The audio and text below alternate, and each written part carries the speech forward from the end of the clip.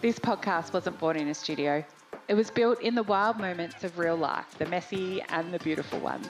School drop-offs, cold coffee, and whispered pep talks to myself that maybe, just maybe, there's more to life than only surviving. I'm Shantelle, nurse, neurodivergent woman, solo mum, and your platform glitter croc wearing healthcare hype girl. I'm driven by one purpose: to show the world that different doesn't mean less, because everyone is different, just like you. The more we talk about being considerate of all humans, not just in response to a diagnosis, the more it becomes part of everyday life.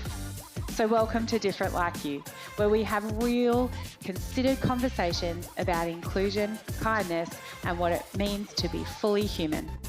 If something here resonates, share it with a friend, because these conversations change the world, one listener at a time. Let's get into it. I'm so excited and grateful that you chose to come on the Different Like You podcast. I came across your profile through Gone Buggo, and a totally random way that it came about. It was not, I wasn't looking for anything specific or at anything particular.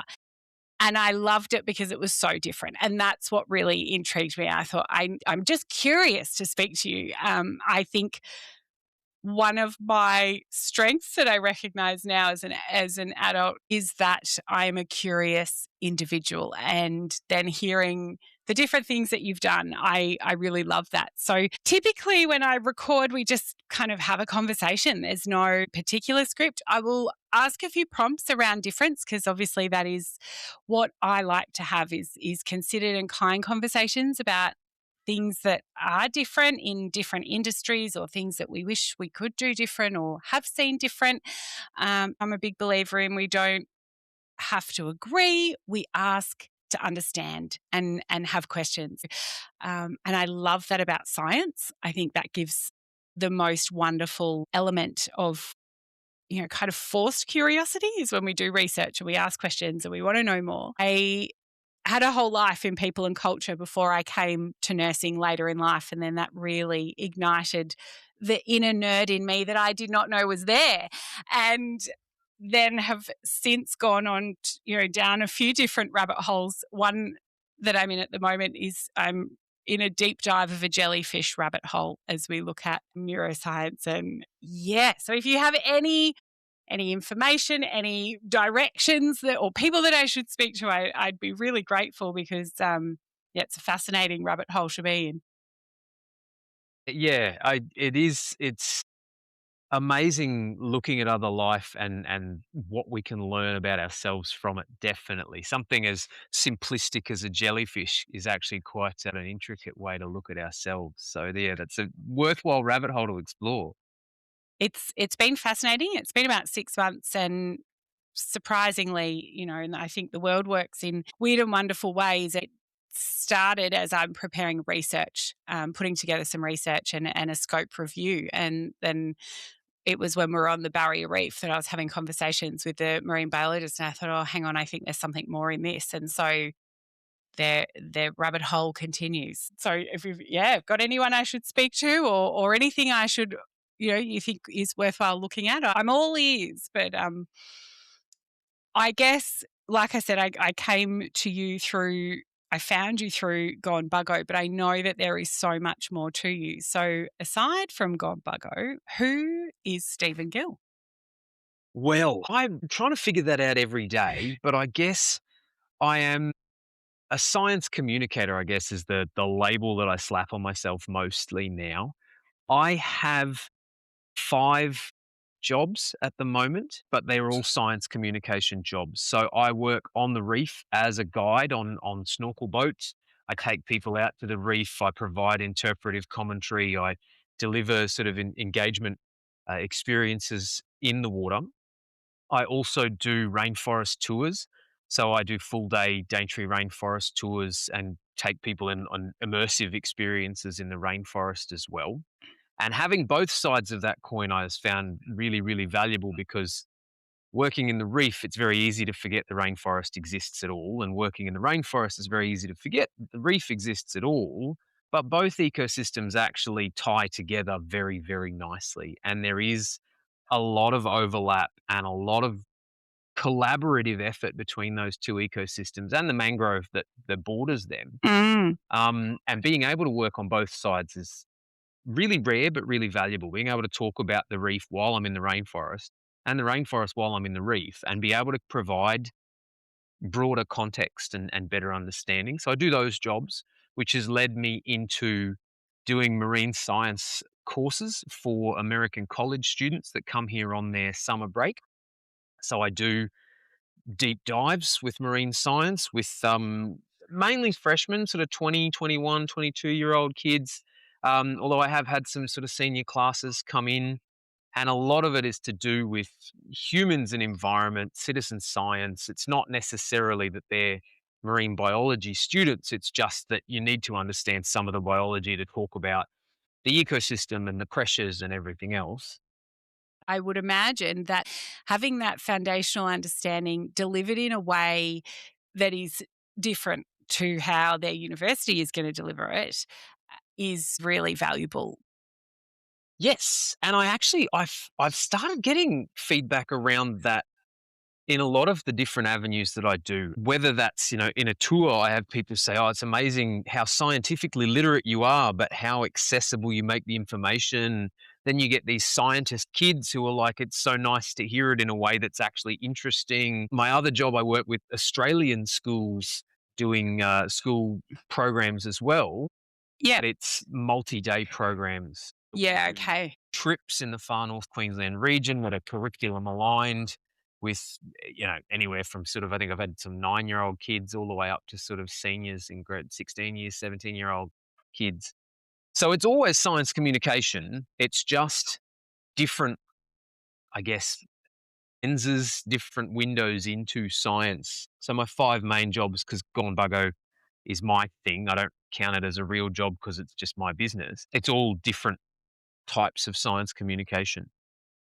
I love that. And in the feedback that you've received, that the different way that you deliver the content, what do you think has been, or has there been a key theme? Is it the words that you use? Is it that it's experiential and immersive? Is it, what do you see as the benefit that they're seeing? To be honest, it's a mishmash of things. I bring a few things together, which is funny because I've found this path later in life and have these, I guess, skills that have always been something of a problem, which is interesting. That was why I was really interested in having a chat with you, is because growing up, where I sat on the spectrum, who I am as a person, how I think, how I operate, didn't fit. And I grew up being an outcast and an outsider, and I was terrible in school. I went through all 12 years of school, but I just scraped through because I didn't care enough to try, but wasn't bad enough to fail. Teachers hated me. I spent most of my time sitting out in the hallways not learning, and now I spend all of my time teaching students. Feel the same. I had a very similar experience in school, except instead of sitting in the hallway, I was very compliant and quiet and sitting in the classroom, but not learning a single thing. And then they're saying, well, if you just focused more, if you just listened more, I'm like, I don't know how much more listening my ears can do. I'm here every day. Help me out. I just can't understand what you're trying to teach me. And then grew up believing that I was just terrible at everything, and came to this point where now that is all I'm so excited to do is educate and talk about to different people in the community and talk about so many different things. And I love that you really resonated with that too.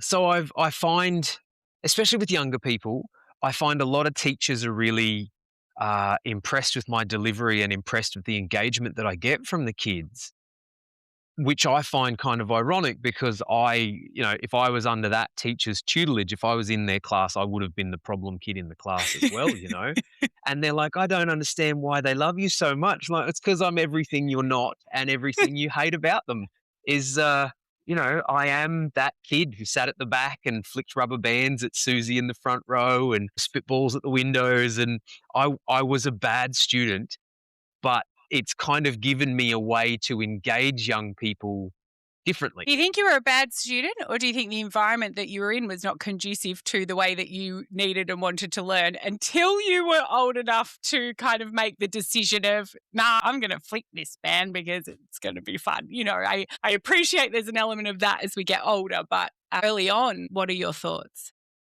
Look, I believed for the entirety of my school life that I was the problem. The teachers always told me I was. The teachers always told me that I needed to pull my head in, and I did believe it. Um, but I know now, with everything that I've done, I can learn and I can learn well. I have really great information retention, but it has to be engaging to me, which is very, very common with people on the spectrum. I sort of ADHD, so a little bit ADHD and a little bit autistic. And it just brings in this sort of correlation of having the energy to focus, but also having that data retention. And yeah, I'm good at learning, but I'm not made to sit in a class and learn. Me either. Like, And that ADHD is my diagnosis as well. And I feel like when we look at the presentation and we look at the DSM-5 criteria, it is not all of one and all of the other. It is actually its own unique presentation. And I find that so interesting in itself. What I love so much about having the knowledge and information of the diagnosis is it helped me understand that I could do so many things. And it's okay that I have collected these skills over 20 years before I came to nursing. And they're actually all really valuable, but they do have a core theme. Do you find across all of your skills that there is a common, I guess, a theme? Mine is caring and education. Is in every single element that I have worked in, that the skills I collect, the things that I enjoy, it always comes back to those two fundamental things. I think for me, it's storytelling. It's, I guess, being able to pick up different disconnected pieces of information, understand them in their own isolated way, but also weave them together into something else. As a kid, I wrote a lot of poetry. I started writing a couple of books that I never got around to finishing. I was always engaged with stories and interested by stories. And so I have, I guess, become a storyteller, but an educational storyteller. So now, whatever I'm doing, whether it's an hour-long Gone Buggo presentation or whether it's a 9-hour tour in the rainforest, I'm telling stories which people can live through, put themselves in, internalize in personal ways and learn more from, which we now know scientifically. Everyone remembers better when they're learning through stories because you can place yourself in it. Facts become so difficult to connect with, but stories are just a life that you didn't live yet. And so storytelling's always been my thing. Whatever I was doing, wherever I was working, even in hospitality, it was the stories about the way alcohol was produced or the stories about the way that the wine was perfected. That it was always just understanding the story and being able to retell it in an engaging way. That's so great. And I think such a strong link to how Indigenous people translate and educate. That is how they do it. And I think we lost so much of that somewhere in our education system. And it still is wild to me how we've managed to come so far from where we need to be. And I don't know how we have gotten that polarity in education and in inclusivity, because I also feel like in an effort to be more inclusive and more accessible in education specifically, I think we have then isolated people or really segregated them. And what I feel like my experience with my kids, particularly in nature, they're 15 and 13. They're both ADHDers as well and clever in different ways. My daughter is the oldest and my son is 13, and they have the most incredible different strengths. And we talk a lot about how the environment that you're in will determine how you perceive yourself, what you value as a strength, what someone else values as strength. Every time we are traveling and on the road doing a Scrub Hub Roadshow, or we were just in October last year, we went from Brisbane to Mount Isa and then into the Territory, down South Australia, into New South Wales and then back home. It was a lot of kilometres, and we got a different car when we came back. So, we learned some things, but Uluru, particularly when we're in Yalara, we were really privileged to have spent some time with some of the Anungu people and hear their stories. And the kids would say to me, "Mum, that makes so much sense. Why do we see time as linear? Because it doesn't make sense. Everything that you've experienced in the past, even that you have experienced, Mum, will shape what we do now. And everything that we do now will affect the present, whether it's in nature, whether it's a decision we make. So it all exists at the same time. Why don't they teach us that?" And I was like, I wish I could really give you a concise answer, but I don't know why we move so far away from understanding the world and sharing the stories. I think people say kids learn so much on the road, or they learn so much through experience. And I think it's because of the storytelling. I think it's because it's immersive. I think it's because they're encouraged to explore, be hands-on. I think you would have observed that through the different groups that you've done in schools. Is that typically, you think, well, they've brought me in to do this one day or one thing, but they could literally turn over the term's content in 2 days if they took them down to the beach or the forest or whatever. Yeah, and I tend to get a bit carried away and put a lot more information in as well, because it's not, with the school stuff specifically, I've done school trips that were supposed to just be fun trips, but in the little moments in between the fun stuff, I will just point at something and share with the kids a thing about it, and it becomes a lesson. And, I've had teachers at the end of trips that were just supposed to be, let's go and have some fun in a new place, be like, the best thing about this whole trip's been everything we've learned from you. That was amazing. And it's just because there are things that you can pick up on the way. And when you're just standing there killing time, waiting for the next thing to happen, you're surrounded by things happening. If you pay attention, if you look closely, if you have a look through these things. And yeah, nature's just become this incredible, complex storybook to live inside of. And yeah, I do find, especially with kids, I have parents come and say, "Oh, my kid sucks at school, at science. They don't like it. They don't sit still. They don't want to do it. But they have dogged your every step, and they have listened to every single word you've said, and I don't understand why." And I'm like, well, because we're outside and we're moving, and it's engaging, and it's real, and it's tangible. It's not hypothetical pages in a book, Thanks for hanging out with me on Different Like You today. These conversations matter, because when we take the time to have considered conversations, the world gets a little kinder and a lot more human. I'm Shantelle, your healthcare hype girl, reminding you to be kind, be curious, and always be learning. If this resonated with you, share it with a friend, because small actions create change to support everyone. After all, everyone's different, just like you. Until the next step, keep showing up exactly as you are.